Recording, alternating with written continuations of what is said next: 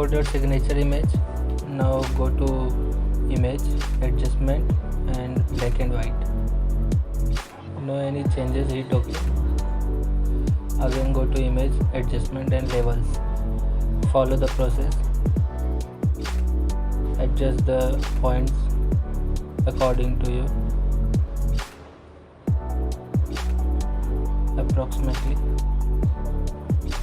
Now hit OK. Go to select color range, pick out the point color from the signature, follow the process, hit OK. Take the tool, this tool, right click, layer via copy, go to the layer. Now layer, give it solid color, not masking, solid layer, white layer, hit OK. Drag down the layer. Your digital signature is ready. Thanks for watching.